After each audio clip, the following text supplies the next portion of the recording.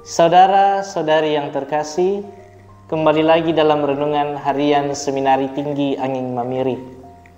Bacaan Injil hari ini merupakan lanjutan dari bacaan Injil minggu lalu yang mengisahkan tentang Yesus dan hukum Taurat, di mana dikisahkan bahwa Yesus datang bukan untuk meniadakan hukum Taurat, melainkan menggenapinya.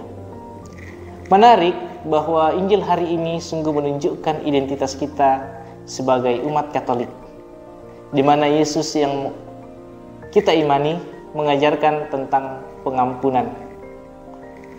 Kutipan Injil yang cukup menarik bagi saya ketika Yesus mengatakan, "Siapapun yang menampar pipi kirimu, berikan juga pipi kananmu." Dan ayat yang berikut adalah, "Kasihilah musuhmu dan berdoalah bagi mereka yang menganiaya kamu." Kutipan ini tidak asing lagi bagi kita. Namun ketika kita mendengar kutipan ini, mungkin kita akan berkata bahwa hanya orang bodoh yang melakukan hal demikian. Atau siapa sih yang ingin ditampar kanan kiri? Ditampar sekali saja di bagian kiri atau kanan, sudah panas, apalagi keduanya. Ya, jika diterjemahkan secara harafiah, mungkin tidak akan masuk akal. Tetapi poinnya bukanlah pada tindakan menampar, namun bagaimana kita tidak membalas perbuatan yang tak terpuji yang kita dapatkan dari orang lain. Sebagai manusia yang lemah, tentu bukan soal yang mudah bagi kita untuk menerima kenyataan bahwa seseorang menampar kita begitu saja. Rasa ingin membalas tentu akan muncul dalam diri kita, dan itu wajar. Namun dalam bacaan Injil hari ini kita kembali diingatkan mengenai pengampunan sebagaimana yang dikatakan Yesus bahwa kasihilah musuhmu dan berdoalah bagi mereka yang menganiaya kamu. Melalui bacaan Injil hari ini, poin yang dapat kita renungkan adalah tentang pengampunan. Saudara-saudara yang terkasih, memberi pengampunan bagi orang yang menyakiti dan mengecewakan kita tentu tidak mudah bagi sebagian besar orang. Luka batin yang kita dapatkan dari orang lain seringkali menghalangi kita untuk mengampuni atau memaafkan sesama.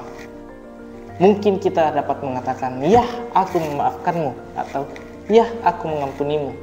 Namun pertanyaannya bagi kita bahwa sungguhkah itu berasal dari hati kita? Apakah sungguh kita ikhlas mengampuni orang lain? Atau apakah kita dengan niat yang tulus mau mengampuni sesama yang menyakiti kita? Ketika kita mengatakan bahwa aku mengampunimu, lalu masih ada dendam dalam diri kita, itu bukanlah soal mengampuni, tapi itu hanyalah kata-kata belaka yang tidak ada artinya. Lalu apa yang harus kita lakukan? Pertama, perlu kita mengingat bahwa ketika kita mengampuni orang lain, harus ada niat, harus ada ketulusan, dan harus ada keikhlasan. Bagaimana kita dapat mengetahui bahwa kita mengampuni orang lain? Ketika kita bisa berdamai dengan diri kita sendiri, berdamai dengan apa yang orang lakukan kepada kita yang mungkin tidak mengenakan. Tentu tidak mudah bagi kita untuk mengampuni tanpa harus membenci atau mendendam orang lain. Namun kembali lagi kita merefleksikan apa yang telah Yesus katakan hari ini, bahwa berdoalah bagi mereka dan kasihilah mereka.